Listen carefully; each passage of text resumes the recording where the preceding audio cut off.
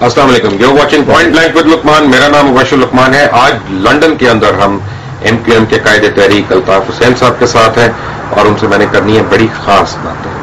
आपका बहुत बहुत शुक्रिया कि आपने टाइम दिया। मुझे पता है कि बड़ा बिजी शेड्यूल है। आपके ऊपर लगे हुए इल्जामात 18 साल के बाद साफ हो गए जब ब्रिगेडियर इम्तियाज ने एक प्रोग्राम में आके कहा कि जिनापुर का नक्शा जो था वो सिरे से था ही नहीं। फिर ब्रिगेडियर हारून ने कहा कि वो नक्शा बांटने वाले नहीं थे। मैं यहाँ पे ना नक्शे की कंट्रोवर्सी में पढ़ना चाहता हूँ, ना मैं कोई पॉलिटिकल पार्टीज की लड़ाइयों में पढ़ना चाहता हूँ। मैं जरा MQM को समझना चाह रहा हूँ कि MQM की जरूरत क्या पड़ी बनाने की।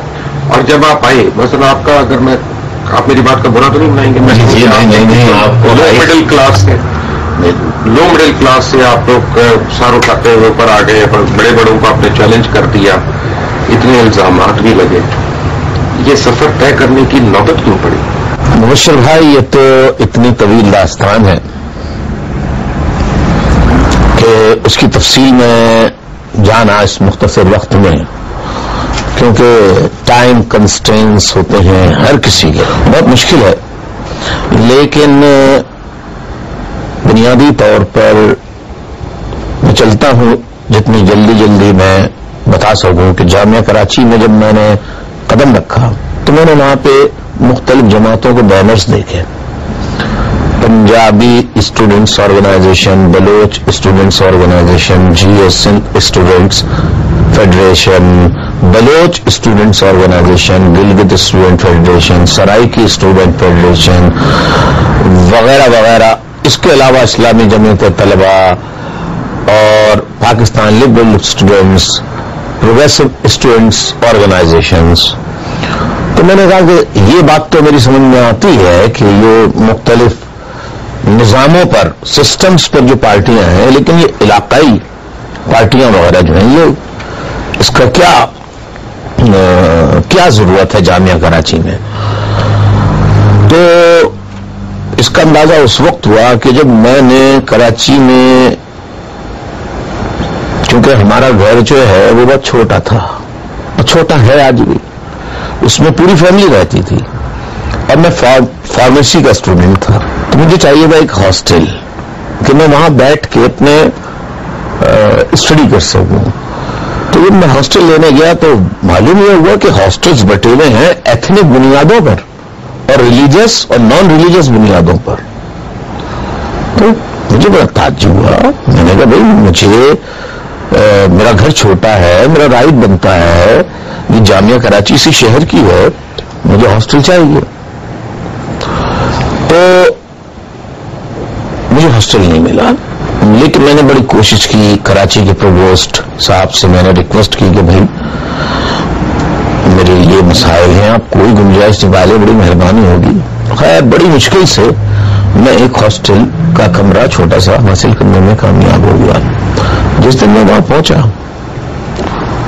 अपना सामान वगैरह लेके, तो एक एथनिक ग्रुप था, मैं नाम नहीं लेना चाहता, कोई जरूरत नहीं उसकी। क्या वो लोग आए मेरे कमरे में और मेरा सामान उठा के मेरा हॉस्टल से नीचे फेंक दिया और मुझे धक्के दिए, मारा पीटा और मुझे बाहर निकाल दिया। खबरदार, ये एरिया हमारा है।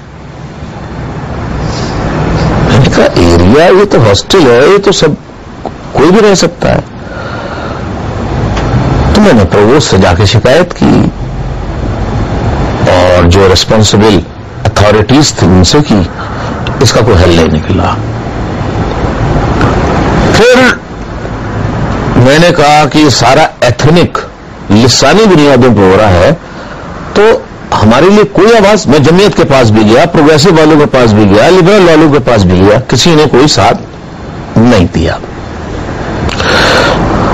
फिर मैं इस नतीजे पहुंचा कि जो लिबरल और प्रोग्रेसिव की जमातें, इनके साथ नेशनलिस्ट ग्रुप्स हैं और इस्लामी जमीयत तलबा के साथ जो अलायंस करती है यूनियंस के इलेक्शंस में, वो पंजाबी स्टूडेंट्स ऑर्गेनाइजेशन करती है। तो वहां पर उस वक्त उर्दू बोलने वालों के लिए कोई हॉस्टल अलॉटेड नहीं था, या ये कि जिस तरह एथनिक बुनियाद पर, लिसानी बुनियादों पर थे। तो मैंने कहा भाई, हमने तो तालिब इल्म जामिया कराची को हमारा हक होना चाहिए। फिर मैंने सोचा कि भाई अपने राइट्स के लिए मूवमेंट बनानी चाहिए।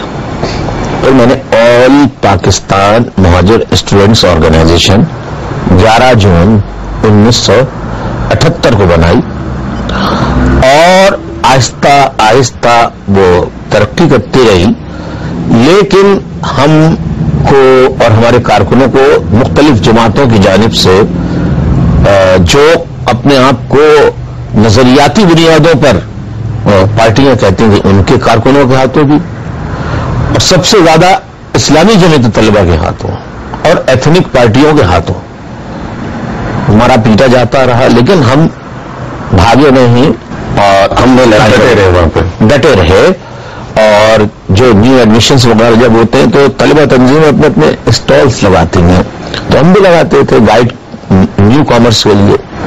एक साल गुजर गया, 78, 79 में मुझे ज़ियाउल हक उस वक्त दौरे हुकूमत में थे, यानी माशाल्लाह एडमिनिस्ट्रेटर थे, चीफ ऑफ आर्मी स्टाफ थे और मार्शल उन्होंने इम्पोज किया हुआ था। तो 79 में मैंने रिपेट्रिएशन ऑफ स्ट्रेंडेड पाकिस्तानीज जो बांग्लादेश के 66 कैंपों में महसूर हैं, उनको वतन वापस लाने के लिए एक मुजाहरा कायद-ए-आज़म के वज़ार के सामने दूसरी जमातें भी कर रही थी जो रिपेट्रिएशन चाहते थे, उनके साथ मिलकर मैंने मुजाहरा किया। मुझे वहां से गिरफ्तार कर लिया गया और अपनी पहली गिरफ्तारी थी 14 अगस्त 1979 और मेरा ट्रायल जनरल ज़ियाउल हक की फौजी अदालत समरी मिलिट्री कोर्ट में चला। अच्छा, वो समरी मिलिट्री कोर्ट में का मुझे तजर्बा तो था नहीं, इससे पहले किसी कोर्ट का तजर्बा था, क्योंकि हमारे यहाँ कोई सियासत में नहीं था, लेकिन कोर्ट में बहरहाल सुना था कि वकीलों को बोलने दिया जाता है, बहस होती है, मुबाहिसा। वहां ऐसा कोई चक्कर नहीं था, वहां कोई वकील आप नहीं रख सकते थे। वहां जो अपॉइंटेड होता है, जो जज बैठा हुआ है, चाहे वो मेजर रैंक का हो, कर्नल रैंक का हो, ब्रिगेडियर रैंक का हो, किसी भी रैंक हो, उसकी सवाबदीद है, उसकी सवाबदीद है, वो जो सवाल पूछे आप जवाब दें वगैरह वगैरह।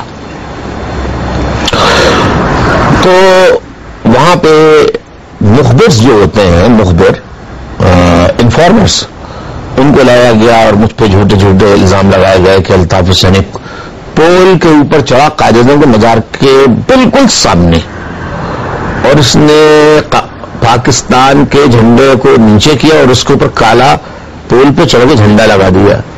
अच्छा, हम अंदर गए नहीं, हमने तो कायद-ए-आज़म के मजार की जो बाउंड्री है उसके बाहर मुजाहरा किया था। तो मैंने अदालत से कहा हम तो अंदर गए नहीं, मुझे डांट पड़ी, आप खामोश रहे। फिर दूसरे मैंने कहा कि सर एक बात करने की और इजाजत दीजिए कि पोल पे चढ़ना, पहली बात तो मुझे पोल पे चढ़ना ही नहीं आता, तो मैं पोल पे कैसे चढ़ूंगा। लेकिन साहब उस अदालत में बड़ी बड़ी दाढ़ियों वाले भी आए, टोपियां लगाए हुए भी आए, माथे पे यहाँ पे नमाज के निशानात भी उनके वो आए और उन्होंने वो झंडा वंडा सब निकाल के दिखा दिया।